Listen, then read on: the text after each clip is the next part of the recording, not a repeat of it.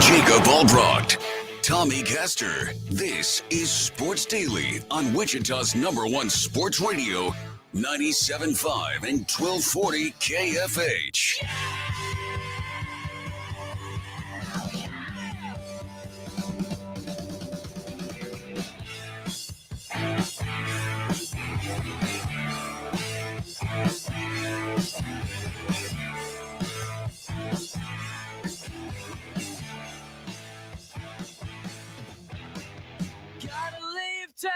Welcome in, everybody, a Thursday edition of Sports Daily, jam-packed as always. We are pumped up, ready to go for it. Big Thursday night football matchup that I'm actually really excited for.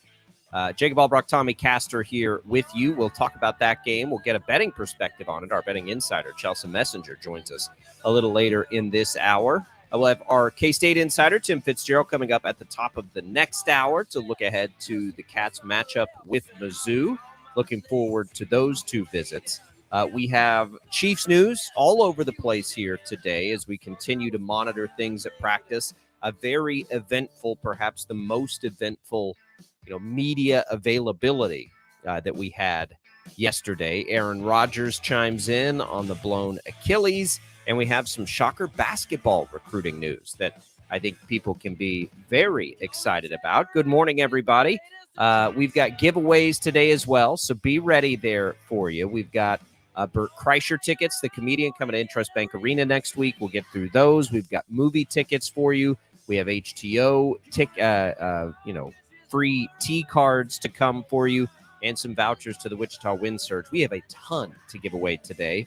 Jad Chambers will man that IHOP hotline for us, which is, of course, brought to you by IHOP, where guests can enjoy 4 new sweet and savory biscuit options.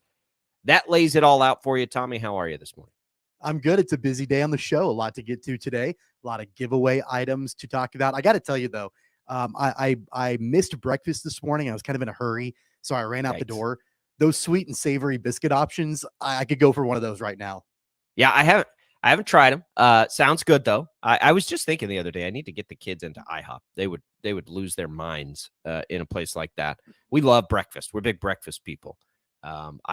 My next big thing that I want to get, my next big dad purchase is a Blackstone, right? I want the big griddle. I mean, I got the little griddle for the kitchen, right? But I want that. And I tell my wife, look, if we get that, I'm going to cook breakfast at least on the weekends, every day. It will be worth it for you if we get that. Wait till you also get one of those, and then you decide you want to be a hibachi chef, and you're, flipping the shrimp everywhere, and you're doing the volcano onion with the fire, and you'll do all of that once you get a Blackstone.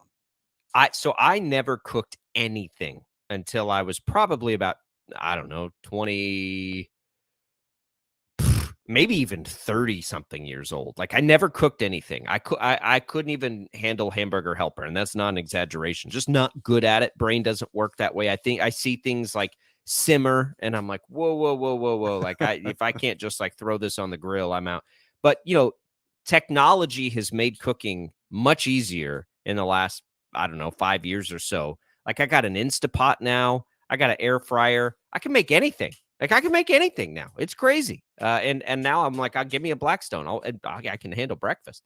But yeah, no, we're ready for it. We appreciate everybody tuning in to the show. Sorry for the right turn down dad lane there from everybody. I'll be out at the fair today, by the way. For those watching on our video stream, Facebook, YouTube, Twitch, you can find that. We're on video every day. You can see my 12 News, shirt here. I'm going to the fair today, Tommy. Speaking of food, I'm pretty excited about that. The fair, we go out there and we're out there every day as a station representing, hanging out with people. And, there are times where, let me tell you, it's an experience without getting into details that probably aren't even safe for radio. It can be an experience out there, but I love it. I grew up in a town that had a fair. So every year, and I showed animals growing up. I showed sheep. So we were at the fair every day, growing up. So I love it. I'm very nostalgic about it and being out there once. So come say hi if you're coming out to the fair. We'll be at the booth. We have a big booth there, and we'll be talking to folks and doing all kinds of cool stuff. What are your fair foods, Tommy? Because I'm intentionally holding back so that I can, take down some fair food. And when I go out to the Kansas State Fair, I have it narrowed down to two that I get every time, every year, every time I go out there. Street corn, which is right across from us. Got to get Yeah. street corn. And then there is a gyro or hero, however you pronounce it, like the Greek stuff. There's like a trailer or a big stand of that. And I think these dudes are Greek. Like I think they're straight from, it is so good. So shout out to them. Assuming they'll be out there today. I'll be coming to see you if you're listening and getting one of those delicious gyros. I am 100% a Prono Pup fan. I have been since Yeah. I was a kid, going out to the fair, enjoying. And the Prono Pup Prono is Pup. like it's a corn dog on steroids. Yeah, it's a corn dog on steroids, basically. I mean, it's just, and really calling it a corn dog does not do it justice. It's a lot better than that. The breading is outstanding. And actually, so my wife and my mother-in-law and my two boys are probably on their way to Hutch right now for the fair. They always take a day to take the kids out there. Maybe So I'll see 'em. you might run into them. But I told my wife, and of course I mentioned a couple minutes ago, I missed breakfast, and I told my wife, I said, you've got to bring home at least one Prono Pup from the fair for me, because I'm not going to be able to get out there. You think it'll go good reheated? I have no idea. I don't really care. I've got to have a Prono Pup. So I'm hoping when I get home from work today, there'll be one waiting for me. There was a time in my life where it was like, let me take down all the crazy fried things, right? Like I'm going to go for it. Like iron stomach. I used to do eating contests. I used to do all that stuff. I was pretty good at it. I think about that now and I'm like, oh, no. Like I can't have I can't have a deep fried Oreo. I'll be wrecked for a week. Like we can't do that now. Remember when so I had to like scale it back to like find moderately healthy things at the fair, which makes me feel like a real big pansy, just to be quite honest with you. Remember when the real big craze about 10 years ago was the donut burger? I mean, it was not only at like the Kansas State Fair, but just like in general. Yeah. And you had the Krispy Kreme donuts and the bacon cheeseburger and all of that. So the very first year that was a thing, I went to the fair and I had it. And looking back on it now, 10 years later, I can't even probably look at something like that without having heartburn for 3 or 4 days. But I demolished it 10 years ago, and there's no way I could do that now, though. It's crazy. Like getting old sucks. It really does. If you're young listening to the show, eat all the fair food you can now, because there comes a time in life where everything about life like punishes your body. A perfect transition to Aaron Rodgers here, because you get older and you just can't do the things that you used to do, and it's no fun. So Aaron Rodgers now, it's like, can he play football again? Well, he says yesterday on social media, and I don't remember which social media it was, but whichever one it was, basically, and he wasn't being like cheesy about it. I think it was a part of a quote, but basically like, I'll rise again. I don't, I think a lot of people, Tommy, think this is the end for Aaron Rodgers. I don't think he's wired that way. I think that this has got to be so flipping emotional for him, because there's been this build up to this, not just this off season. There's been a build up to this for like 4 years. It feels like at some point Rodgers is going to leave the Packers and go try to prove them wrong. And I think that that's still going to be on the table. You can't beat Father Time.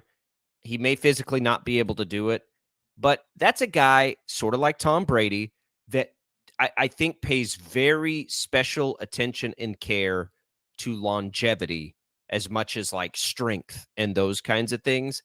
And I think he's coming back, and I think he'll play. We didn't know yet. We didn't have time, obviously, in that game to see. Like, we still don't even know if Rodgers is capable of his back-to-back MVPs, or if he's more like last year, which seemed just slightly more limited. Like, we still don't even know that, and we're not going to know.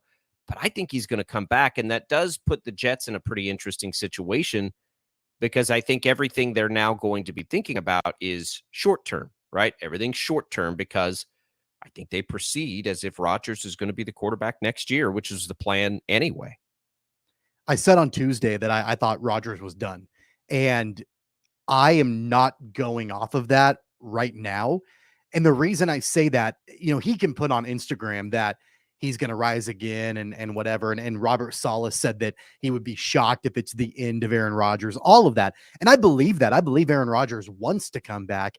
I'm just not sure that he's going to be able to come back. I mean, the thing is that he hasn't even started the rehab yet on the Achilles. And it's one thing when you tear your Achilles when you're 25. It's another thing when you tear your Achilles when you're almost 40. And that rehab is grueling. It's brutal. It's a long rehab. It's really hard. And I'm not saying that Aaron Rodgers is not tough. I'm not saying that he can't get through that rehab. I just wonder if at any point during it, he's going to say, is this worth it? Or have I proved everything that I've needed to prove in this league? I've won a Super Bowl. I've won MVPs. I know that I was going to go to the Jets and I was going to try to have a rebirth of my career, but really at this point, is it even worth it? And will my body hold up in this rehab and allow me to come back and play the game again? Maybe. The answer could be maybe, I think at this point. I'm not willing yet to say that I 100% think he's going to be back on an NFL field. I think there's a difference in an NFL quarterback coming back from that injury than Kobe Bryant or Kevin Durant. He doesn't have to do those same things physically. So I think that's a part of it. And I do think that he takes very special care and good care of his body.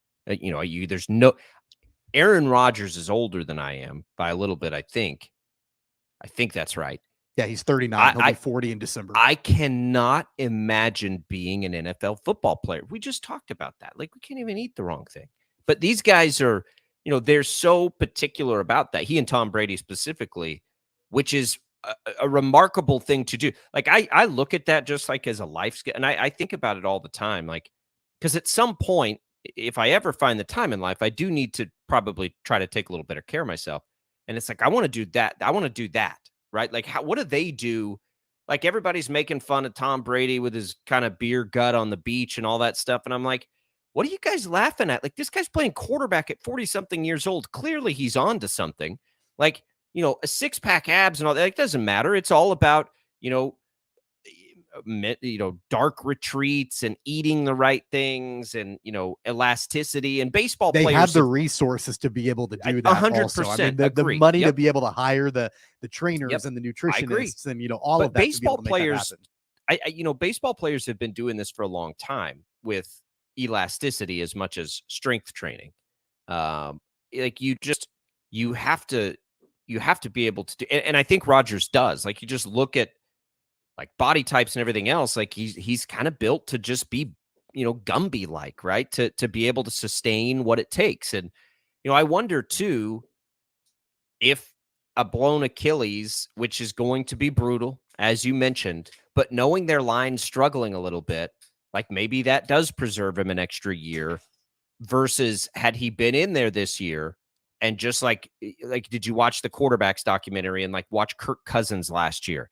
Like, imagine Rodgers having to go through that for a year and then try to play next year, or blown Achilles. Yeah, that sucks, but let's get back from that. And, the rest of my body's got a year to just sort of like for me to take care of it. I don't know. Like, I think there's also a small part of this that does help him play next year versus he was going to get crushed this year. Their line's not very good. Like, we saw it all get, how many times he hit what, three snaps and got pressured on all three? Like, Zach Wilson or whoever it is going to get crushed this year. And so maybe, long-term, big picture, this does preserve a little bit more Aaron Rodgers. I hope it does. Like, I want to see this story play out, whether he's good or struggles. Like, we got to see it. It's been too Hollywood for us not to see this. And that's why, going back to the offensive line and their struggles, I think that's a big reason why you're going to be limited on your options behind Zach Wilson to maybe come in and be a backup or a veteran presence in that locker room, because it's going to be really difficult to have somebody who is older that does not have mobility to be able to get away from defenders when you've got an offensive line that struggles the way that the Jets offensive line struggled in week number 1. I mean, you look at a Tom Brady, or you look at a Joe Flacco or a Matt Ryan or somebody like that. It's going to be difficult for them to move around and to be able to get away from these defenders. And I'm sure that, like, if the Jets reached out to Tom Brady and said, are you interested in coming out of retirement? If I'm Tom Brady, I'm 46 years old. I'm looking at that offensive line and I'm saying, there's no way in hell that I'm going to be able to go and survive an entire season, playing behind that offensive line. So I don't know exactly. I know that the Jets are going to have to try to find somebody to back up Zach Wilson. And I don't know who that specifically is, but I would think they would try to target somebody who can at least move around in the pocket. Andy Dalton, who I haven't heard a word spoken about, is a quick thrower. I think Colt McCoy makes a lot of sense. And I would I'm telling you, I would call the Cowboys and ask about Trey Lance. Because Trey Lance can run, if nothing else. It at least adds that wrinkle to your offense. Because the thing is, just about anybody is at least as good a thrower as Zach Wilson. He's not a good thrower. He just does not look like he can throw the ball at all. Garrett Wilson on my fantasy teams. I'm benching him this week, Tom. I'm benching my first-round pick, Garrett Wilson, this week. Because I don't think he's going to do anything. Especially against the Cowboys. It won't be that dramatic every week, but it's they got him the ball once in the last game. It was a terrible throw, and he made a great play on it to catch that touchdown. But it's they're not going to be able to throw the ball with Zach Wilson, I don't think, unless something changes that we've never seen from him before. So we'll see. That's the latest on Aaron Rodgers. Let's give something away, and then we'll come back and we'll give you an update on the Chiefs from yesterday, an eventful day in both the world of gossip with Traveler or Swelsey and football. So we'll talk about the Chiefs. Let's give away Paw Patrol tickets. We'll start there. Tickets to a special screening, animated feature Paw Patrol Mighty Movie Thursday. That's next Thursday, September 28th. That might actually that's 2 Thursdays from now, Tommy. So you got 2 weeks to prepare for this. 7 o'clock, Boulevard Theater in Town West. We'll give away that pair to our second caller, 869-1240 on the IHOP hotline. Jad will get us a winner. We'll come back. We'll talk Chiefs next on Sports Daily.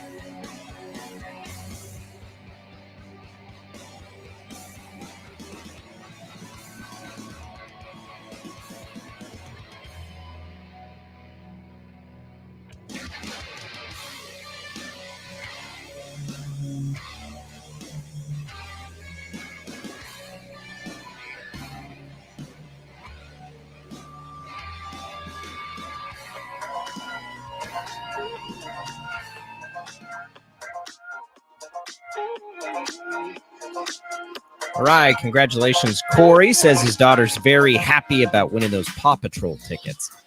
Yeah, my kids would be thrilled too, Corey. We love going to movies, man. Congratulations to Corey. Thanks to Boulevard Theaters for hooking us up with some more of those tickets. You'll have more chances to win those throughout the days here. Lots more chances to win today on the show. We've got Bert Kreischer tickets to give away, comedian coming to Interest Bank Arena, HTO, Wind Surge vouchers, all kinds of good stuff. So stay tuned for opportunities to take that. An eventful day at Chiefs practice yesterday, Tommy, and probably the most eventful day for media availability. We had Andy Reid, we had Patrick Mahomes, we had Chris Jones, we had Kadarius Toney, all of whom you'd love to hear from, right? And so we go through it. First things first, Entertainment Tonight reporting that Travis Kelce and Taylor Swift not officially dating, Tommy. Quotes, I'll put that in quotes, audibly here for those listening on the radio. They're not officially dating. They are just apparently hanging out, and their sources, Entertainment Tonight's sources, indicate to them that Kelce definitely has a crush on Taylor Swift, for whatever that means. So, for those traveler hopefuls, Swelsey hopefuls like Jad, hang in there. We'll see at some point where it's coming. We're going to see T-Swizz at a Chiefs game, and those cameras are going to be there, and all bets are off from that point. We're going to, good luck, Travis Kelce. Don't become the victim of another breakup album. I hear the Swifties are harsh in their, in their whatever it is. But that's the latest there. First things first, most importantly, of course, as we, stay on the gossip column here. Can you imagine the double dates between Travis Kelce and Taylor Swift and then Patrick and Brittany Mahomes? Oh, I know. I have become artificially interested in this because I think it's hilarious. And because there's definitely going to be like this, like macho mentality of like, oh, like, who cares? Why do we care about this? Blah, blah, blah, blah, blah.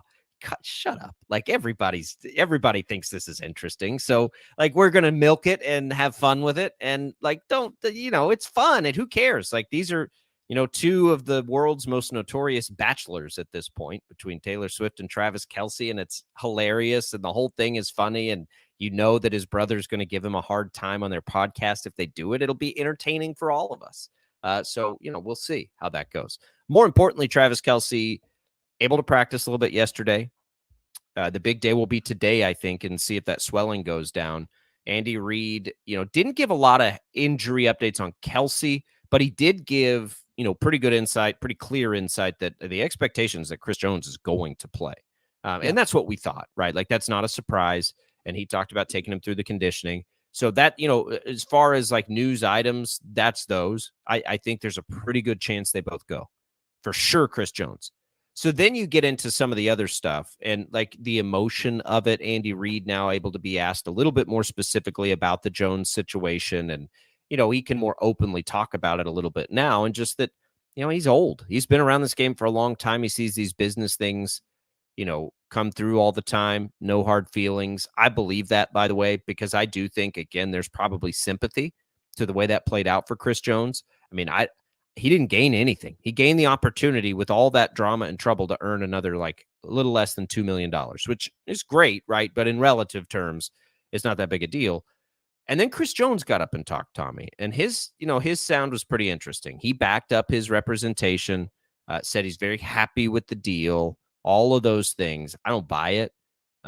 He was asked, would you do this all the same way? And I got the impression based on what he said that like, no, I would not do this all the same way. Like he doesn't want to let his team down, and he doesn't think he has, but I do think that sentiment has creeped in for him. And I do think that really bothers him. Yeah, I did notice a little bit of contrition in kind of the way that he talked. Saying that he might have done things a little bit differently, but you live with the decisions that you make, you stand by them, and then you move forward. And that's kind of the situation that he's in right now. You and I, after the deal was signed on this show, we went off on the terrible decision making that Chris Jones and his representation had throughout this holdout, the fact that they had no leverage, the fact that they gained nothing. And I stand by that, and I still believe that. But at the same time, it's done now. It's in the past. It's in the rearview mirror. And now you've got Chris Jones back for this season. And you obviously want to have him anchoring that defense. So I think that both things can be true. I think that we can say it was a terrible decision for Chris Jones and his agents to hold out because they gained nothing. That's true. But then on the other hand, you can be happy that he's back and happy that he's going to be playing for this team more than likely starting on Sunday. There was a video clip, I think it was Aaron Ladd, who covers the Chiefs for one of the TV stations up in Kansas City, of Travis Kelce like trotting up and jumping on Chris Jones, which is a wonderful piece of video to see for about 800 different reasons, right? One, the fact that Kelce can do that physically tells us probably good things about his knee. And two, like, of course they're going to be glad Chris Jones is back. Like, that's their boy, man. It's Mahomes, it's Kelce, and it's Chris Jones. As far as players on the field, like, that's the three, most impactful, meaningful players. And so of course they're happy he's back. And, and it was less about his teammates to me and more about, like, what do the coaches think of this? Because they're the ones that have to deal with it and they're impacted. And I think they're going to be fine. I think Chris Jones took special care, by the way, to speak glowingly of Clark Hunt and Brett Veach, and Brett Veach is my boy. And so I think, I honestly, like, as far as like the chances, let me start that over. I don't think this situation has altered the Chiefs' long-term plans with Chris Jones at all.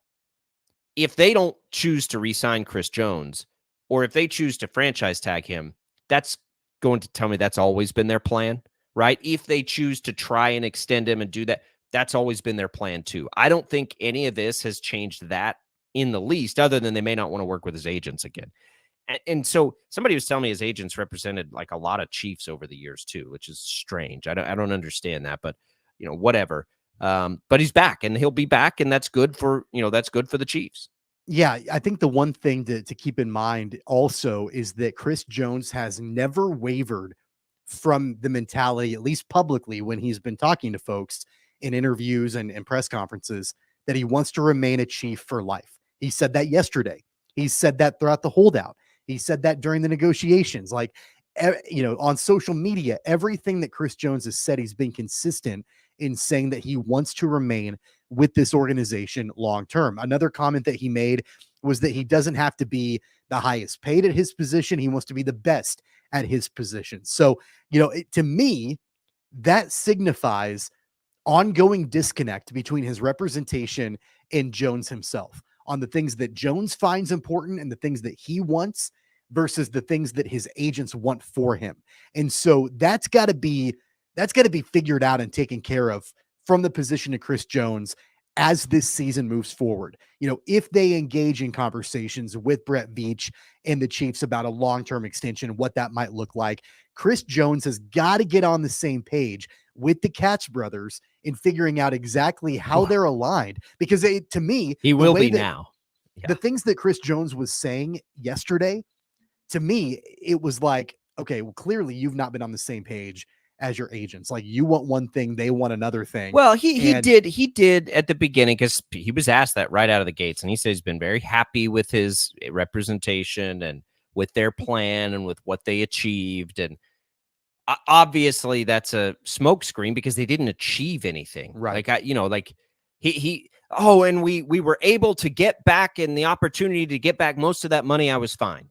Like, that's not a win. Just don't hold out and you won't get fined. Right. So it's a smokescreen. And yeah, I agree. Like, he'll have to figure that out. But that now becomes so secondary that if the Chiefs come and have another great year, that nobody's going to be thinking about that when they get back to the table with Chris Jones on this. Like, I would be shocked, because that's not a good way in the NFL to ever let things get personal, for one. And Brett Veach is too smart for that. Like, he's not going to get personal with any of this. The Chiefs just don't run their organization that way like the Colts do, obviously, right now for some reason. All right, let's take a quick break. We got to come back. We'll get Chelsea Messenger in, our betting insider. Big weekend of college football, big weekend of NFL. She may have a couple baseball plays for us today. We'll get Chelsea in next on Sports Daily.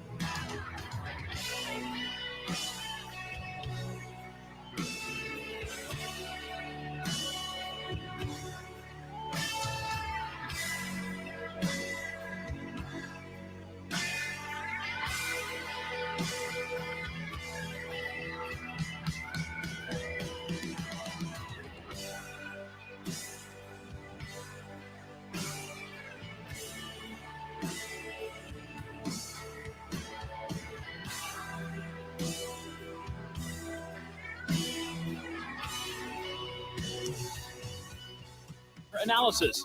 Just search BetMGM wherever you find your podcasts.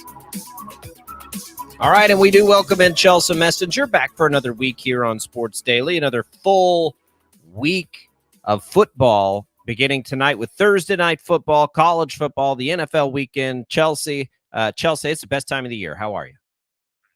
Yeah, busy. We've got a lot of football on our plates, but in a good way. We've got a full slate of football on Sunday. In the betting world, we call it overreaction week because usually people see week one and they form these very strong opinions on teams after 1 week of football. So sometimes you can take advantage of that.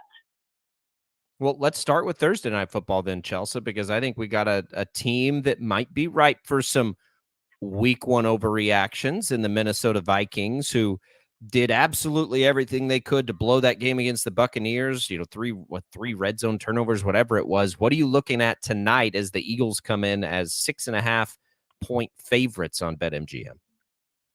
I think this is a tough one to pick against the spread because obviously you see the Eagles at home. It's their home opener. They absolutely destroyed the Vikings last year in this exact scenario, won that game 24-7. Kirk Cousins had 3 interceptions. But again, the Eagles, it's not like they looked beatable last week, but they definitely let the Patriots hang around. I think the difference is that defensively, this is a much easier matchup for the Eagles than the Patriots were. The Eagles are at home. They get a Vikings defense that was not very good last year. But I think instead of laying a big number, which I don't love doing in the NFL, anything over 6 feels a little skittish to me. I think I'm going to go with the Eagles team total in the first half. Last season, the Eagles were the best scoring offense in the entire NFL in the first half of football games. The number is 13.5. I think the Eagles can definitely score 14 points in the first half of this game.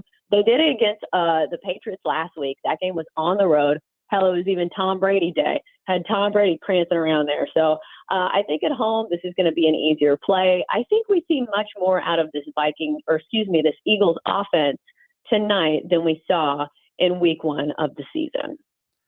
Chelsea, I keep going back and forth in my mind with the over-under for tonight. I mean, on the one hand, you've got a Vikings offense with guys like Justin Jefferson, and then Jordan Addison had a great debut in the NFL last week for the Vikings. And then, of course, we know about what Jalen Hurts on the other side can do with that Eagles offense. And the Vikings defense, like you mentioned, wasn't good last year. That being said, the Eagles defense has been pretty solid. So I'm kind of going back and forth on a good play there. Is that an area that you're staying away from, or do you have a good read on that?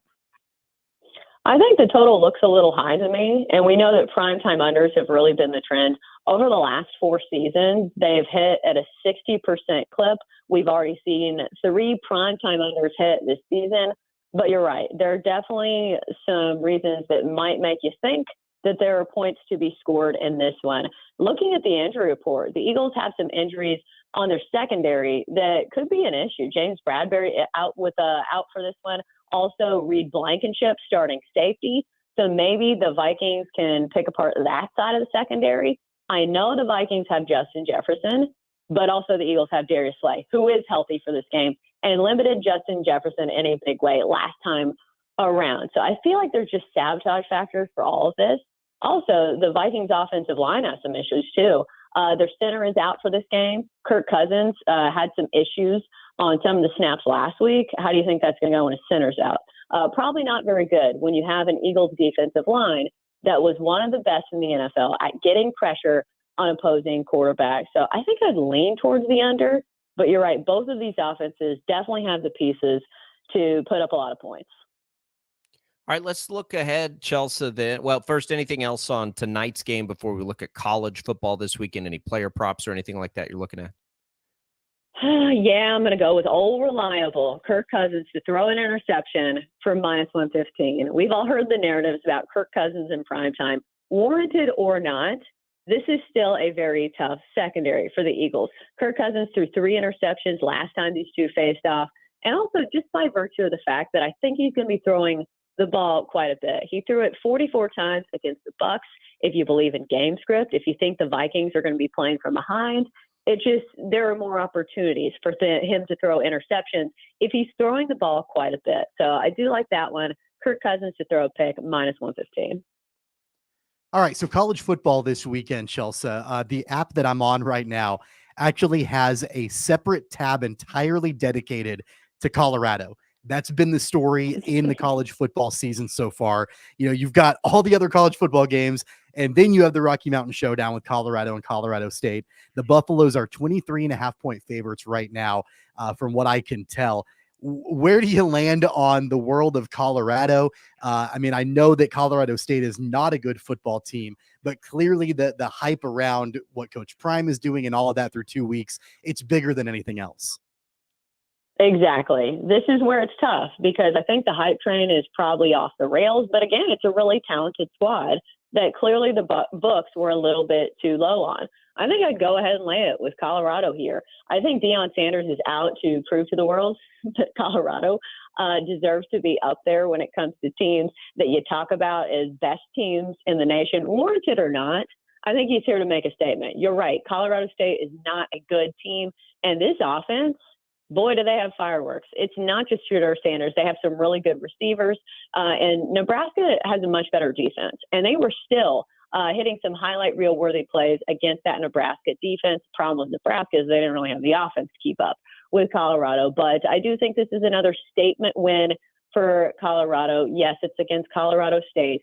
But if anybody can get his boys motivated for a game that is a cupcake, I think Deion Sanders is somebody who can keep the troops motivated and ready to crush. So I'd take Colorado laying the big number here. What else on the college slate has your interest this weekend, Chelsea? God, the college slate is not good this week. I'm not going to lie, it's not my favorite week in college football. I think the game that a lot of people around here are talking about, Tennessee and Florida. This is a big rivalry matchup. We've got Tennessee laying 6.5. Tennessee did not look great last week. Their offense, came to life a little bit in the second half, but still, if we are talking from a talent perspective, Tennessee is the much more talented squad here. Florida has not looked good at all this season. We saw it in the blowout against Utah. Granted, that game was at Utah, but still, Florida does not have the talent that they normally have this year. Graham Mertz is not somebody I want to get behind as a starting quarterback, and Tennessee has the high-flying offense to certainly cover a 6.5 number. Sabotage factor being Florida has really owned Tennessee over the past 30 years or something. So maybe that's sticking out in Tennessee's mind. But still, if we are talking about this year's squad, I'll take Tennessee laying the points.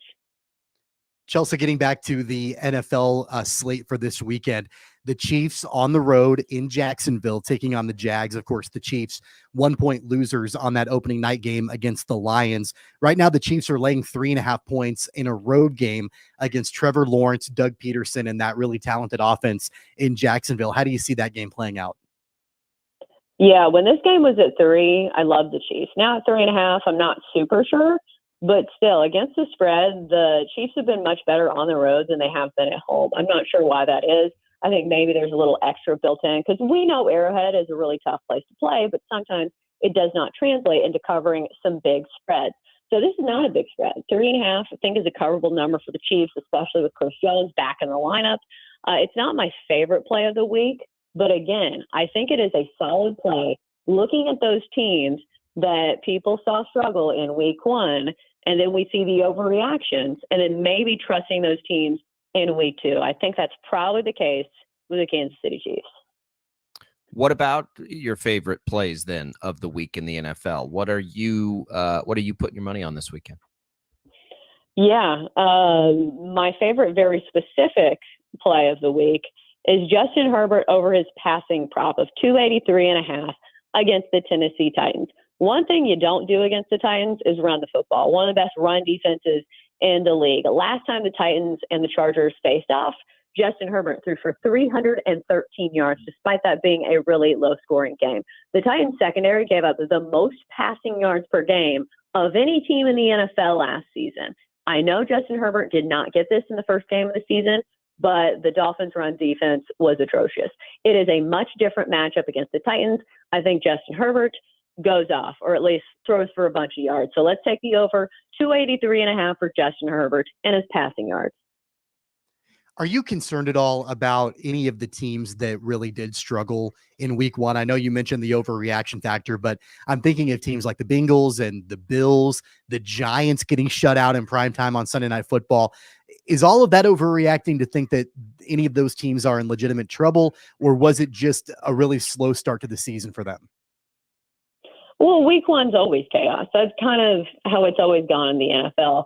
I think nobody's worrying about the Bengals, and for good reason. Like, Joe Burrow didn't even eclipse 100 yards, but he's still a good quarterback. I think everybody is expecting him to bounce back. That's not saying that I'm going to lay the 3.5 with the Bengals, because that's a divisional matchup. I think it's going to be low scoring, total of 46.5 there. But the other one that I really cannot decide on is the Steelers. The Steelers burn me, and they burn me bad in week 1. So personally, it's hard for me to look at them differently, but that's one of the favorite picks among the gambling world this week, is the Steelers getting 2.5 at home against the Browns. So maybe an overreaction there. I don't know if I can trust that offense. I do think the unders are worth the play in that game. AFC North matchup, 2 great defenses. Myles Garrett proving again why he is one of the best defenders in the league. But the Steelers are one that, like the gambling world, they love them this week. But me, not so much. Yeah, the gambling world loved them last week a lot too. I'm not sure there's a team over the last season and 1 game that I've lost more with than the Steelers. Anything else, Chelsea? We've got a couple of minutes left. Anything else on the NFL slate we need to be privy to this weekend? Yeah, let's hit the under in the Commanders and the Broncos. I think we saw this trend in week 1. Unders went 12-4 to start the season. And we've seen this over the course of recent history, where week 1, defenses really rule the roost. Week 2, it's not as prominent, but unders are still a trend. I think this is a game where you kind of apply that to. Broncos and Commanders both have great defensive lines. The Commanders' defense was amazing in week 1. Montez Sweat is absolutely going to get paid.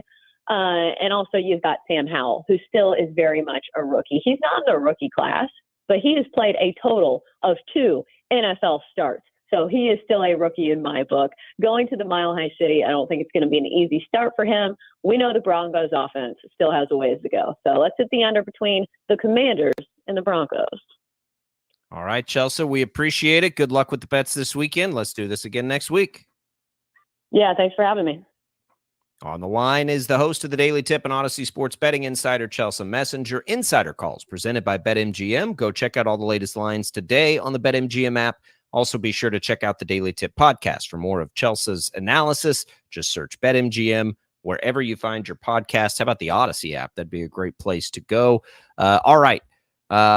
Let's give something away on the way out. And as we get ready for hour number 2, Tommy, let's do the Kreischer tickets. So comedian Bert Kreischer bringing his Tops Off World Tour to Wichita's Intrust Bank Arena. The show is next Friday, September 22nd at 7:00. Kreischer named the 2023 Stand-Up Comedian of the Year, by the way, at the Just for Laughs Comedy Festival in Montreal. So we'll give away a pair of tickets right now to that show. IHOP hotline's open, 869-1240. We're going to take a request of a caller yesterday who's never fast enough. We'll do the 4th caller here, Chad. 4th caller to the Kreischer show, to the IHOP hotline. We'll come back. Hour number 2, we'll get a winner, Tim Fitzgerald. Coming at the top of the hour. We'll be back with more Sports Daily right after this.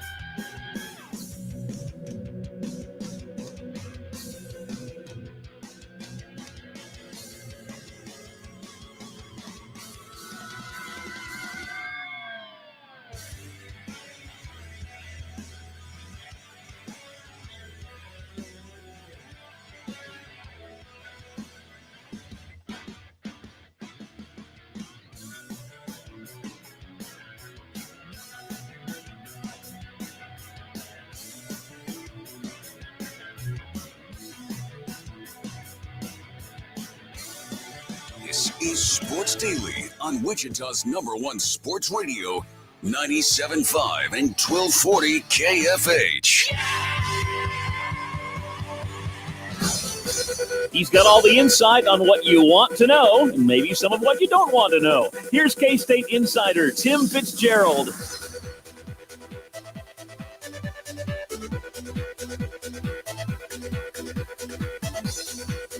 All right, welcome back in. Sandstorm, hour number 2, Sports Daily. Albracht, Castor, Jad Chambers producing. Scott, the winner of the Burt Kreischer tickets. Congratulations, Scott. More giveaways coming up throughout this hour number 2. We welcome in Tim Fitzgerald. Fitz, how are you?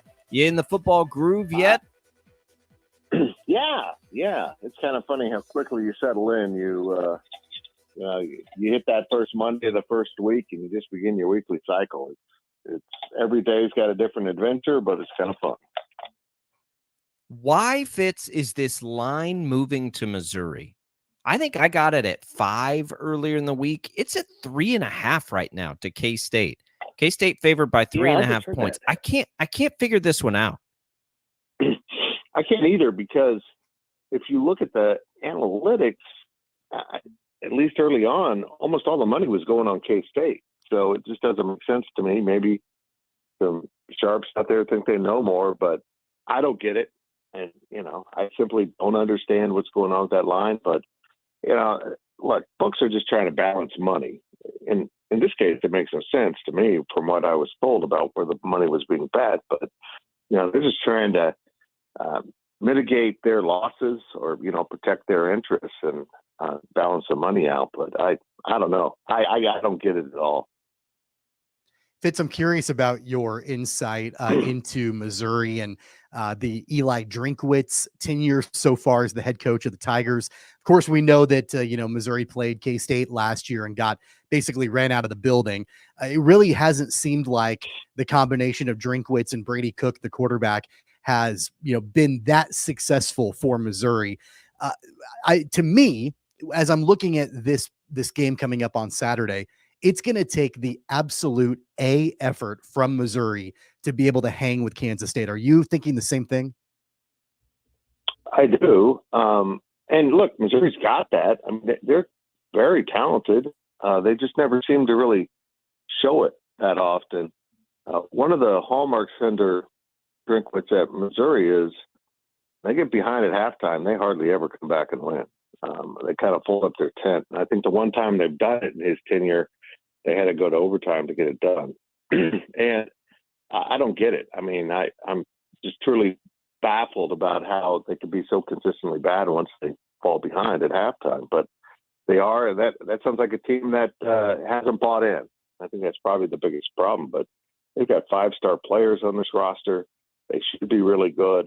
And they just aren't quite at the level that anyone would expect, including Missouri fans. And I do think K-State will win this game. I think it'll be a pretty good game. I think Missouri knows there's a sense of urgency to win this game. There's a lot of heat around this game with the fan bases, so they're hearing about it. But I got to believe, unless he's totally in his own world, that Eli Drinkwitz knows I can't get blown out by Kansas State 2 years in a row and expect to be around here much longer.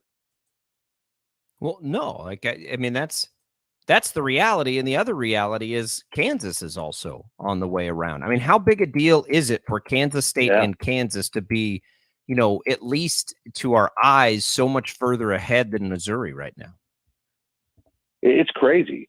It's absolutely crazy. They thump their chest about being in the SEC, but they can't compete with, Big 12 schools, or they're getting beat in recruiting in some cases, but other cases, they're loading up with top players. I'm just baffled by what's going on at Missouri.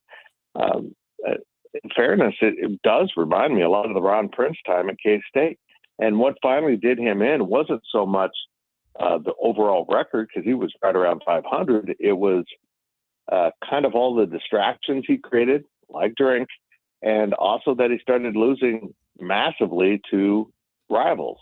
And that's, playing right into what I just said. So it's a big game for Missouri. I'm not sure what Eli Drinkwitz's motivation is to pretend he doesn't know Colin Klein's name and that kind of childish stuff that he comes up with, holding up signs at basketball games. I just don't get this guy one bit. Well, he's kind of a goofy guy, kind of a weirdo a little bit as Yeah. far as I'm concerned. But I wonder in your mind, when you're looking at the way that Missouri, obviously they moved to the SEC, and I know that there's that rivalry, I guess, or at least comparison to what Kansas and Kansas State are doing in their football programs. But really, they've fallen behind in the SEC, right? I mean, as far as competing against the top tier teams in that conference. So in your mind, when you're looking at the Tigers, is it more about how in their mind internally, how they're competing in their own conference, or what the teams in the state of Kansas are doing? Yeah, they're both negative for them. And what amazes me is how happy they are to be in the SEC when all the evidence on the table is that it's been a disaster. They severed their recruiting ties to Texas, basically. And, they had success in the SEC their first 2 seasons. And they keep talking about that. Well, God, that was 10 years ago, but they keep talking about that. And, they caught the SEC East in a really bad downturn. They went in there with the same teams they were basically fielding in the Big 12, and they competed. And, now that they're getting SEC talent, they can't compete. It makes no sense. I think the basic problem here is you're getting kids based on their star ratings, based on, what it looks like to land this 5-star kid. Instead of finding kids that fit your program, want to buy in, and that you want to develop. As far as I can tell, there's no developmental program at Missouri. They just want to find kids and throw them out on the field. I'm almost find it humorous at how poorly run the program is. All right, let's talk about K-State a little more specifically than Fitz. Tim Fitzgerald, GoPowerCat.com, joining us here on the program on Sports Daily.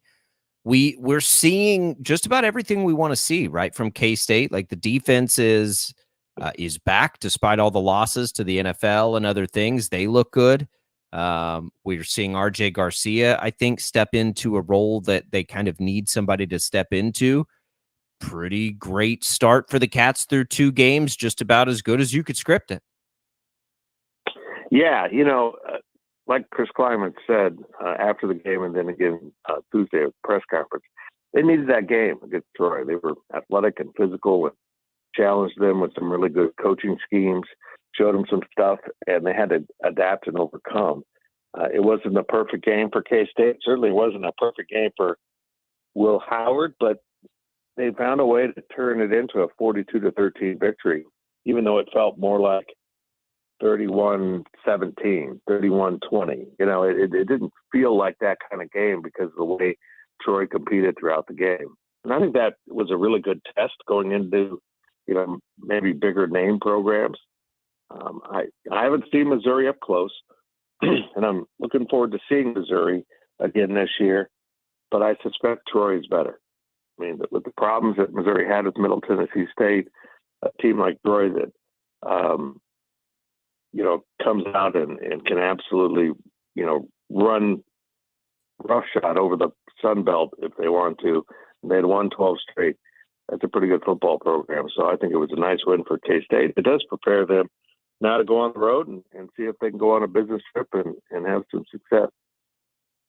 It's kind of been nice to see the depth at the wide receiver position. We knew that, Phillip Brooks as the veteran was going to need to step up. And then, of course, they've got the Iowa transfer and Keegan Johnson, who didn't play in week 1, was fairly quiet against Troy. But then, of course, what RJ Garcia did in week number 1, and then Jaden Jackson, jumping in with a touchdown and 77 yards receiving against Troy. Do you feel like you've seen what you've needed to see as far as the depth in the wide receiver room? I think Jaden Jackson's been the game changer because they talked about him, but no one was ever raving about him. He was in the mix, for the other spots. And with Keegan Johnson nursing what we think has been a hamstring tweak, he got his start, scored the first touchdown of the season, came back the next week, got the first touchdown of that game, and then had a huge catch later in the game downfield. And I noticed in a formation later in the game, they had Jackson on the field with Keegan once he stepped on the field after halftime. And they didn't use him too much. They threw the ball to him a couple times, I think. But, they didn't want him getting out there and tweaking that leg. But I think he'll be full go. at Missouri, and I'll be interested to see how they rotate these four receivers because they've got with Phillip Brooks and R.J. Garcia, they've got a good group of receivers now, and they've got some young guys that we saw glimpses of when Avery Johnson came in. So that receiver room is looking up. It still isn't up to the standards I think they need at Kansas State if they want to run this type of offense. But they're certainly putting themselves in a position to recruit at a higher level because of what these receivers are seeing on film now. Tim Fitzgerald, GoPowerCat.com. Fitz, it was interesting. Brandon Zinner, who works with me over at 12 News, was sort of listening in and to all the Kleiman sound in his introductory. Somebody asked him about Avery Johnson, and it's almost like he began to say they have some things designed for him but didn't need it and then quickly pivoted out. Do you think that's what happened there against Troy? They just didn't want to show the plan with Avery Johnson, and they're sort of saving it? Or what do you make of him not coming into that game? Yeah, it was that answer. I don't question many things Chris Kleiman says, but his answer about the quarterback and why only Will Howard played was a muddled mess. He kind of hopped around, and he was trying to avoid saying something. Look, I think we're going to see Avery Johnson in this game, and I think they're going to not see Avery Johnson because he's coming in with a big lead. I think they've got some things schemed up for Avery Johnson. And this will be the game when we find out, I believe this, that whether or not they plan on redshirting him, excuse me, or if he's a big part of the game plan. And if he's a big part of the game plan going into this game, he will be in other Big 12 games that come along. So I am very intrigued to see how they use Avery in this contest because, people always say two quarterback systems don't work. Well, they work when you are trying to get your best athletes on the field, and the backup quarterback is one of the best athletes on the team. So I think they're going to have to get him out there and, say red shirt be damned.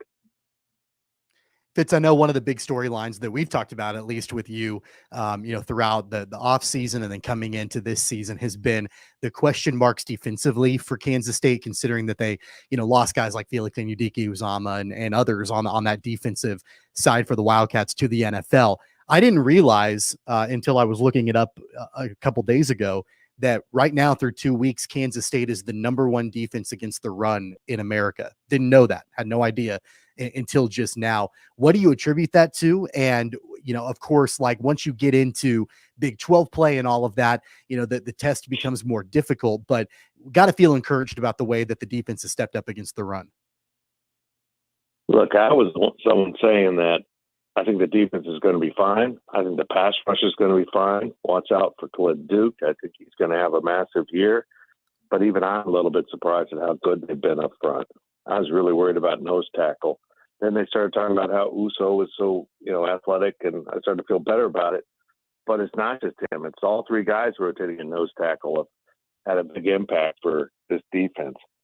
There was a time back in the day when K-State would brag about having the number one pass defense in the country, and the reality was nobody needed to throw the ball because you could run it all day and score as many points as you wanted.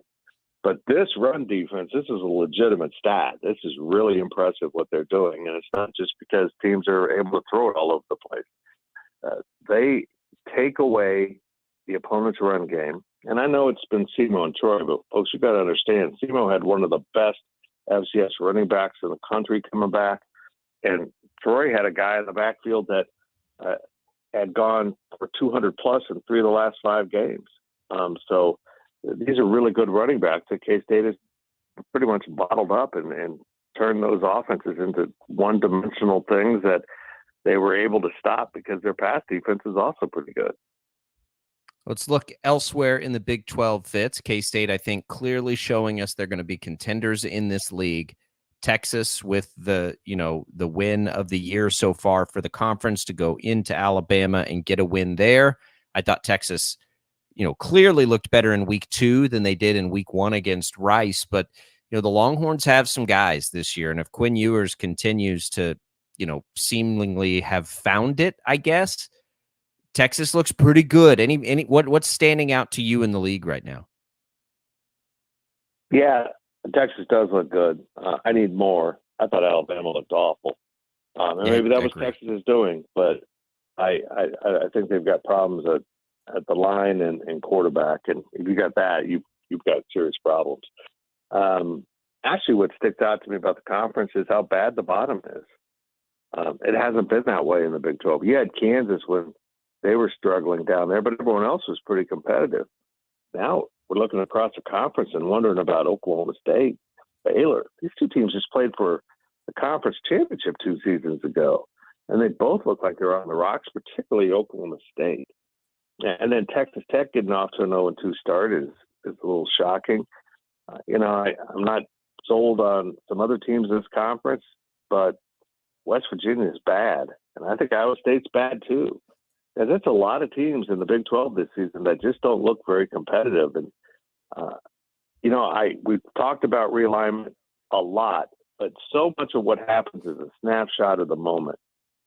What happens if all of this is pushed back a year and the Big 12's trying to negotiate after a season like this, and the Pac-12's trying to negotiate their contract, and they've got, 6 teams in the top, 7 teams in the top 25? It's just kind of interesting how the Pac-12 is the one that fell apart, and right now the Big 12 does not look very competitive from top to bottom, and that's probably good news for a program like K-State that is trying to build and be a dominant force in this conference once Texas and Oklahoma leave. Fitz, where do you land on your neighbors to the east in Lawrence through 2 weeks? Of course, going through the list of some of these other Big 12 teams, I don't know if it's super far out to say that the Jayhawks are maybe through 2 weeks the 4th best team in the conference outside of Texas, K-State, and Oklahoma. Is that fair, do you think? Yeah, and this isn't a shot at KU, but mostly also because a lot of the teams in this conference stink. KU's got a good team. I knew that coming into the season. I'm just a little surprised at how non-competitive some teams I thought also would be good have been. Jalen Daniels is legit. I love him as quarterback. I think he just reminds me of an old school dual threat quarterback that Kansas State used for many years, and it's really effective. When a play breaks down, he can make it look like gold. But really, the defense appearing to be better at this point is crucial because the defense had been so bad. Even that KU offense, as potent as it could be, couldn't outscore some opponents. So I think things are looking up. And this is going to be an easy walk for them probably this week. And Nevada's fallen off the face of the earth as a football program. That used to be a really good one, and now they're not. So they'll get this win and move into Big 12 play, I think, with BYU, and that's a very winnable game. So the door's open for KU. I think this could be a really good year for KU, and not, I've been saying it'd be nice to finish the top half of the conference. You're right, Tommy. Out of 14 teams, they could easily finish in the top 5, and I won't be surprised by it. Lance Leipold's the real deal, and the way he's putting together the program is impressive, and a lot of similarities how the two programs are being run, and I have a lot of respect for it. All right, Fitz, what do we have at GoPowerCat.com this week for folks to go check out ahead of that Mizzou game?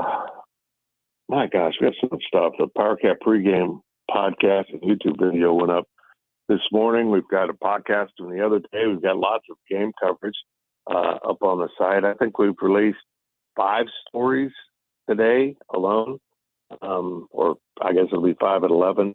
I can't keep track what time it is, but yeah, it's cooking. We're having a lot of fun over there. A lot of free stuff. I mean, there's a lot of stuff that people come over and consume without being a VIP. But if you want the insider analysis and the recruiting coverage and the message board, you have to be a VIP for that. But we're having a lot of fun covering this team, not only because it's good, but the kids have been great to work with, and the coaching staff is just fantastic.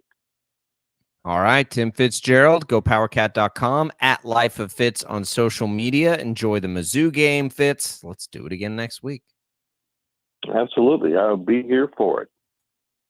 All right, there goes Tim Fitzgerald. We appreciate it. You can go back and listen to anything you missed with Fitz or our betting insider at the end of the last hour, Chelsea Messenger, for free at KFHradio.com. Let's do another giveaway here, Jad. Let's give away some HTO. Sun's starting to shine a little bit this week, so let's do some iced tea. You'll be able to get those at Wichita East, at Wichita West, 13th and Tyler West, 127th and 21st East. And starting tomorrow, our friends in Derby will be open up. So 3 places to use these free iced tea cards, more than 25 flavors to choose from. First caller to the IHOP hotline, 869-1240 during the break here, will get their hands on those. When we come back, shocker recruiting news for the men's basketball program. Paul Mills gets his biggest recruit yet, and it's a local talent. We'll talk about it next on Sports Daily.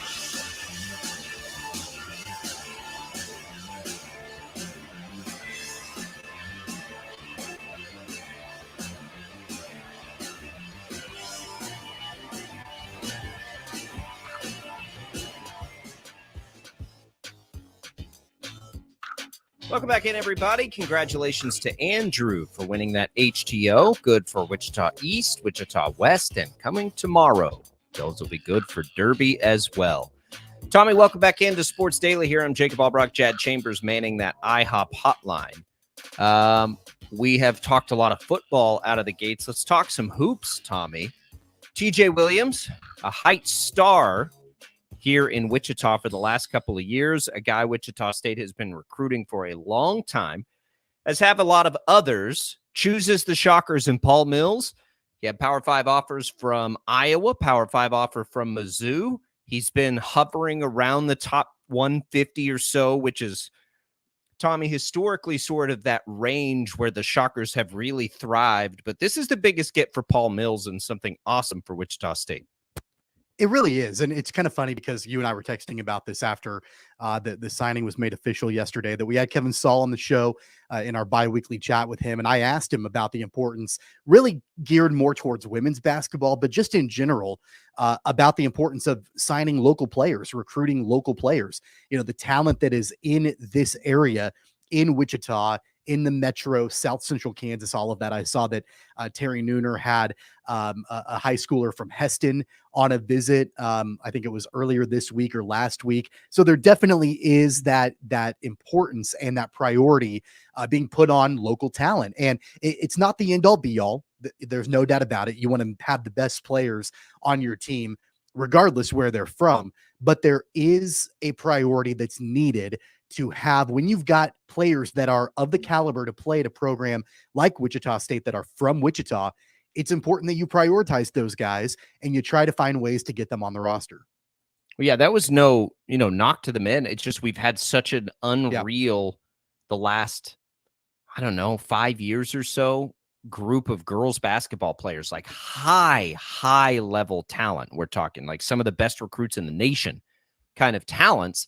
And Wichita State, on the women's side, wasn't ever getting any of these players, whether they were from like Wichita on the Metro or elsewhere in Kansas. So that was the reason for that question. But TJ Williams, it's not that he wasn't on the radar. It surprised us yesterday. He can't officially sign until November. But that, that 150-ish range 3-star kind of player is where Wichita State over the years has really, really flourished, right? And so to see that kind of recruit in there, that's a big deal. And it's a credit to a lot of coaching staffs. Isaac Brown, too. Isaac Brown was recruiting him a long time ago, too. And Paul Mills and his staff were able to seal the deal. That's fantastic. That's great news. Williams has a chance to be really, really good. He talked yesterday about wanting to stay home and all those things, and that's awesome, too. He plays for Joe Auer at Heights, which is an added bonus. Joe Auer, one of the best in the business around the area. So all of these things are good for Wichita State, and it does give a little bit of a, sort of an anchor here early on for Paul Mills to build on. I think Paul Mills is going to recruit heavily, and he's going to recruit players even with a higher pedigree than TJ Williams. But it's a big deal to keep him home. We saw how big Connor Frankamp has become for the school and the alumni base, and his path here was a little bit different, but it still ended here. Samaje Haynes-Jones, another great story, who had some great moments as a Shocker. We got Xavier Bell on the team right now. Like, Evan Wessel is a Wichita guy that was a key component to Greg Marshall's teams back in the day. I mean, there's always been an importance in having Wichita bred talent. Well, you go way back, Tommy, and it's even more important, right? With Antoine Carr and some of the other locals that have come right here from the area. It's awesome. In Wichita specifically, too, City League basketball has a history. And here's the other thing it makes me think of. This is what Penny Hardaway's done so well, is he's owned Memphis in that area, which is a basketball hotbed. I don't think Wichita's quite at the level of Memphis as a basketball hotbed, but it's pretty dang good. And, this is just something to pay attention to. I mean, we're excited about the player. It's a high-quality player that the Shockers are getting. But sure, we're going to be more excited that it's a kid we've watched that Cheese Johnson told me about as an 8th grader, Tommy. Like, TJ Williams has been on the radar for a long, long time. I was at a Heights game. I saw Cheese. Cheese is one of my favorite people. We were, just chatting it up, and he's like, "Hey, I'm working with a kid. I know about a kid here that's he's I think it may have been his freshman year. I don't even remember." He was like, "But watch this guy. He's going to be really good." And sure enough, you're like, "Whoa, okay." This guy's really, and Heights has a lot of good players all the time, but he was standing out at a young age. So it's cool. It's awesome. I love it. And what does it tell you about, Paul Mills and the way that he's building this program when a guy like TJ Williams is being recruited by major conference players like Iowa and, other programs that are wanting to bring in TJ Williams? He's the top rated prospect in the state of Kansas, and he's willing to stay home and play for Paul Mills. It's not like he had a connection, I don't think, with Paul Mills until just recently. Mills obviously coming in from Oral Roberts and getting to know Williams and recruiting him and all of that. But knowing what Paul Mills is building, knowing that he's going to get to stay home and play for a program that you would like to think is on the come up, I think that tells you a lot about the way that Mills is building this program, going about it, and really being dedicated to this area in looking for the top talent available. Yeah, it tells me that things are good because, again, that process started with an entirely different group of people and continues into this one, and they were able to still get it done. We just, like, all we have until we see games, Tommy, right, is what's our gut tell us? You and I have been what some people consider, and I still don't understand, maybe unreasonable in our expectations right out of the gates. But, the expectation for me is to be better than it's been lately, and it hasn't been bad. So that, is to be good right away. And so when I, go to like gut reactions on how things are going, my gut reaction says things are going really well, right? Like the transfer players coming in have been good. Kenny Poto returned, which I think is really important, and he's maybe the player to watch for that team this year. And then, some recruiting journeys that were started a long time ago were able to be completed by Paul Mills, and I think that's important. And, we'll see what that means moving forward. I think the short term is always the transfer portal, but the high school aspect is still very important.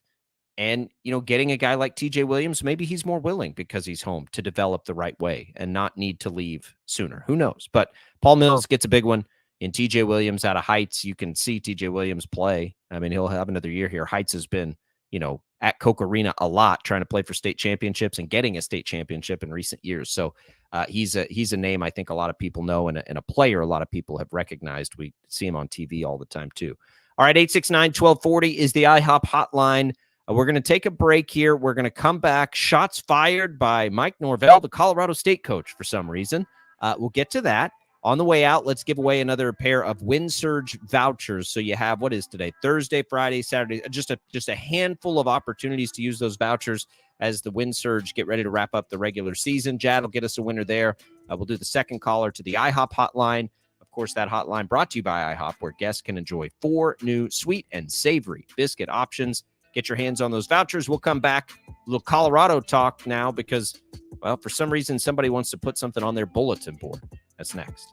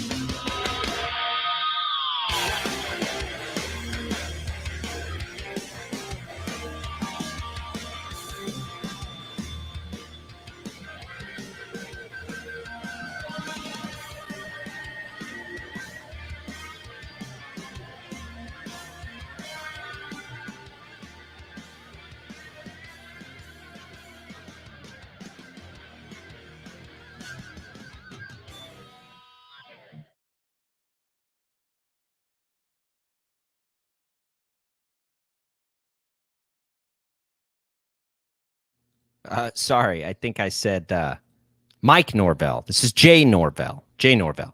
Congratulations to Tom, WinSurge voucher. So we're talking Norvell here. Jacob Albracht, Tommy Castor with you on Sports Daily. Because, I don't know why he did this, but he comes out and says that when he talks to grown-ups, I take my hat and glasses off. That's what my mother taught me. All right. I'm not sure why he said that. There's a lot of people quickly pointing out some of his press conferences where he's wearing a visor, so it's really not even true. But what on earth, Jay Norvell, are you doing, stirring that hornet's nest that way too? You're gonna take a shot at Prime swag. Come on now. That was a death wish right there for Jay Norvell and his team on Saturday at Colorado State. By the way, his team went 3-9 last year at Colorado State. They're 0-1 so far to start the season. So his tenure with Colorado State is a combined 3-10, taking on the hottest team in America in the Colorado Buffaloes in an in-state rivalry game in Boulder. And Coach Prime is going to hang 100 points on Colorado State. Why do you say that? If your mother taught you to take off your hat and your sunglasses when you're talking to people, did she also teach you that if you don't have anything nice to say, don't say it at all? Like, especially if you don't have the team to back it up. If you don't have, like, it'd be different if this was a team that could hang with Colorado at all. There's no way they will. And we know through the first 2 weeks how personal Coach Prime and his team takes things.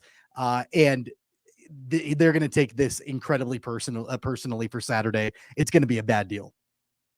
I can't figure it out. I can't figure it out. Like, why would you do that? Why would you do that? I don't know. And to do that, like to do it that way. Yeah. Not smart. I don't. You can't come at Prime swag. Like, you can't do that. What? You can go at a lot of things about Prime. You can't go after his swag. That's one thing you can't do. Guys have been trying that for a long time and failing miserably, right? You don't need to take any shots at anything. My guess is there's like a jealousy factor here, big time. And we're going to see this a lot, Tommy, because the reality is most of these coaches have spent their entire lives coaching to get to this level. Prime did not do that, right? He's been at it for a few years at this level. Now, he's been coaching his kids and clearly doing a great job of it, but he was a player, and then he was an analyst, and then, and then he was like, watch what I can do at Jackson State, and he did it, by the way. And now he's saying, watch what I can do at Colorado. And there's lots of paths to this, and this is why, like when Chris Kleiman is hired straight from an FCS, I'm like, I love it. Give me a winner. When Lance Leipold is given his chance after being a Whitewater legend, I'm like, bring it on. Like, winners are winners are winners are winners. And motivators are motivators. And if you surround yourself with the right people, you can be successful right away, which is what Prime has clearly done. Most importantly, he's surrounded himself with some incredible players.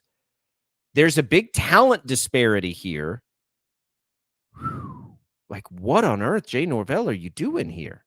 I mean, the line is what, 23.5. And I mean, that's, I wonder if this is going to move the line. Well, it might. That's why I was going to say you should jump on minus 23.5 right now before the line moves even more. I mean, they're going to cover that easily. I mean, that is as close to a lock as you can get.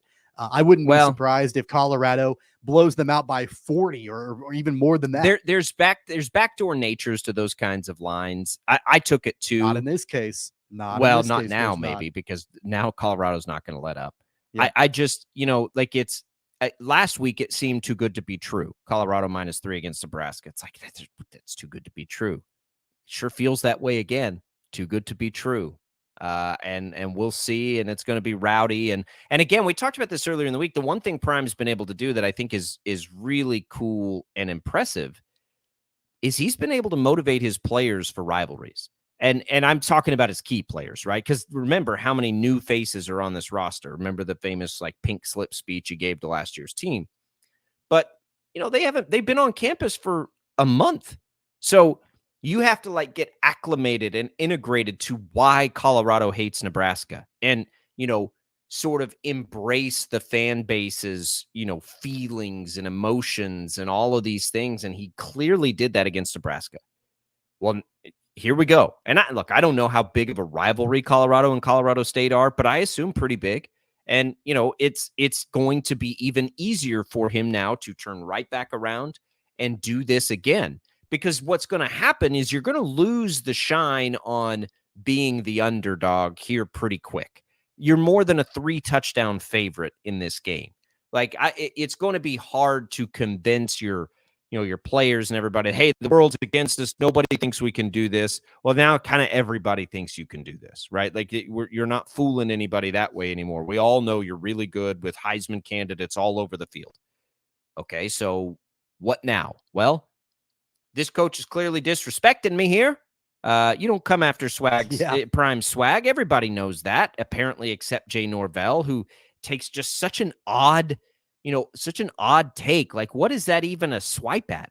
He doesn't take his sunglasses off? Have you ever watched Deion Sanders do anything? He doesn't take his hat off? What is it, 1956? Yeah, who cares? Anybody critical anymore of the way that Coach Prime has built that roster at Colorado? mean, there was so much criticism during the offseason for the pink slip lecture, and then the big turnover and everybody leaving the program and him bringing in his own guys, and, him saying he's got his horses coming with him, all of that. Anybody critical of that anymore? Because, I mean, that is not a narrative, I don't feel like, at all anymore. When you start 2-0 in the way that you've done and the way that you flipped the script with this program, it's the biggest thing in America through 2 weeks, and it's the Coach Prime factor, but it's also they've got the play on the field to back it up. I think that anybody, and I'm calling myself out too, because I was a little critical of it as well. I didn't feel great about the way that he went about building that roster and all the turnover at the time. He was honest about it, and it's working out, and it's paying off for him. And here's the thing, Jay Norvell, grandmas love this story. Yep. They just do. We're seeing it all over the place.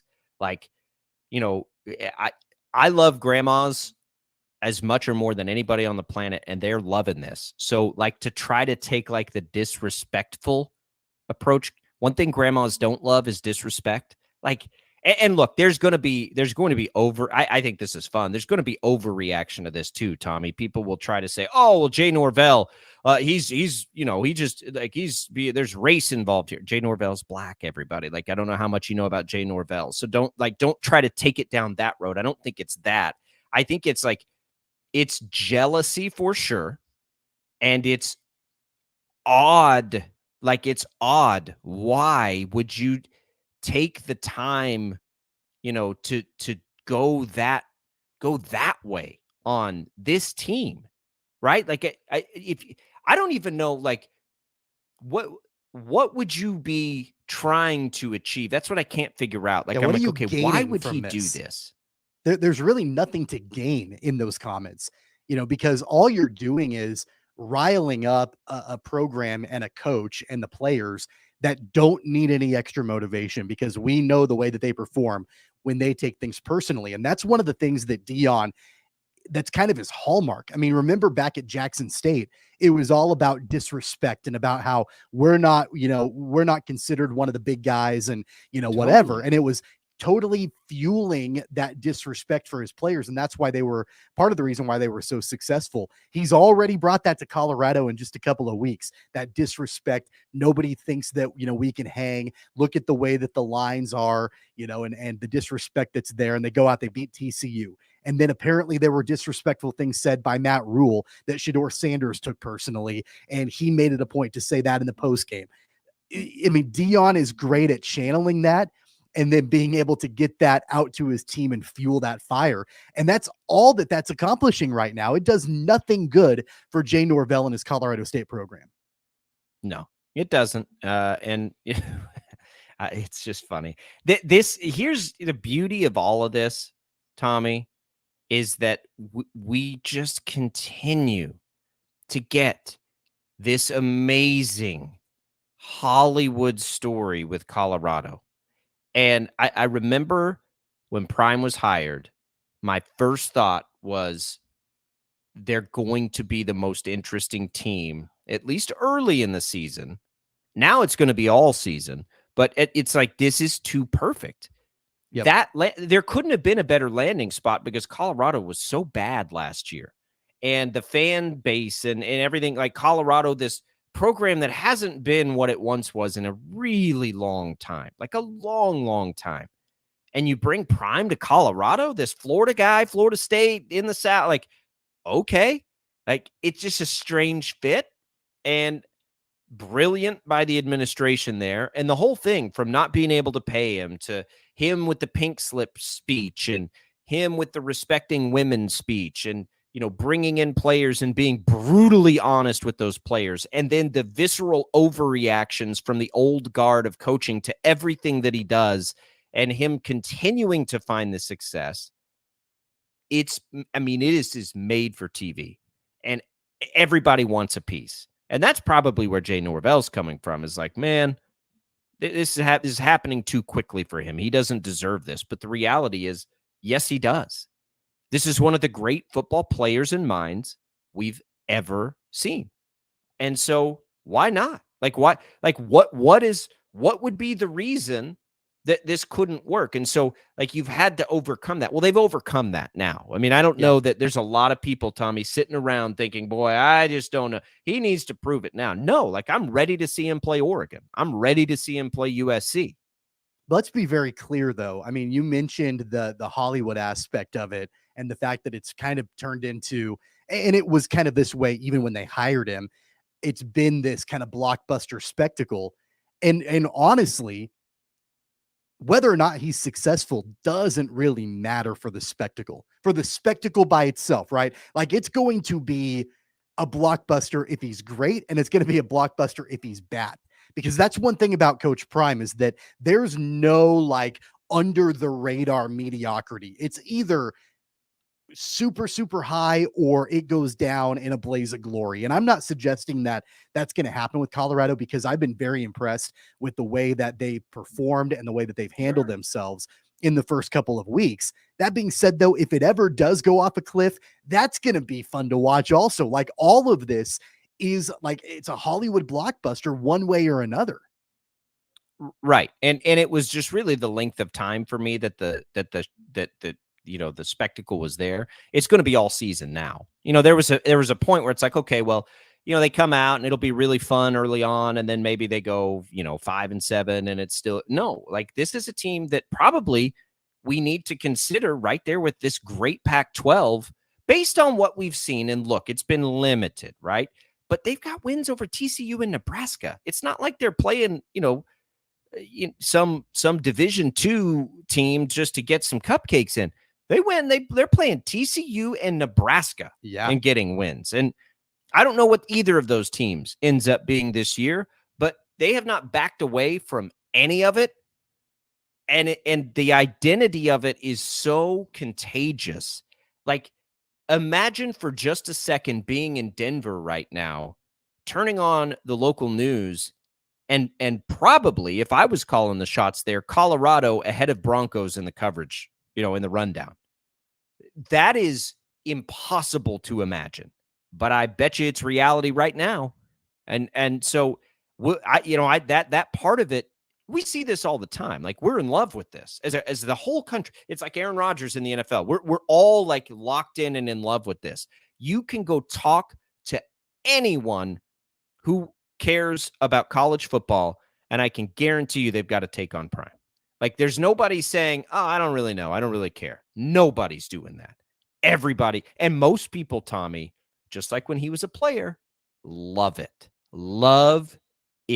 Now, he was a great enemy as a player. I don't know that he has a lot of enemies right now outside of old college football coaches, but we're all like, it's locked in. And this could be, I'm not sure that there is a better personality for this than Deion Sanders. Like, I'm trying to think of all the players that you could like plop into this exact same path and, their personality and anything, Michael Irvin, maybe. Yeah. There's not very many that could just command this attention this way. And Deion is the catalyst for what is continuing to be a seismic shift in college football with NIL, transfer portal, this new breed of coach, the way the players are coached, the way that, coaches are motivating their team. It's a seismic shift. And guys like Jay Norvell, I think they're worried they're going to be left behind. It makes sense to have a professional athlete teach young people how to be professional athletes. I mean, let's be real. 869-1240 IHOP hotline. We'll come back. We'll tell you what's on tap today on the network.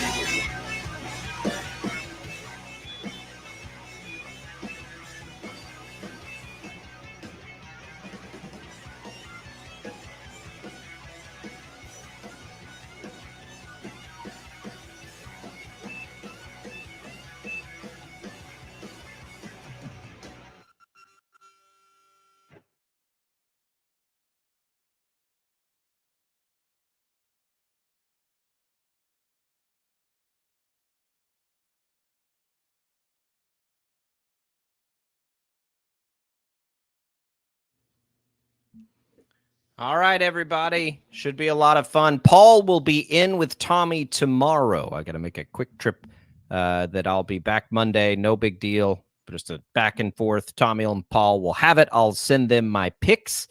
You'll have Wyatt Thompson, voice of the K-State Wildcats, in as well to preview that game against Missouri. For Jad Chambers and Tommy Castor, Bob and Jeff coming up locally 2 to 4. Jim Rome follows us. You've got the Chris Kleiman Show tonight at 6, and then Thursday Night Football, Vikings-Eagles here on KFH. See you then.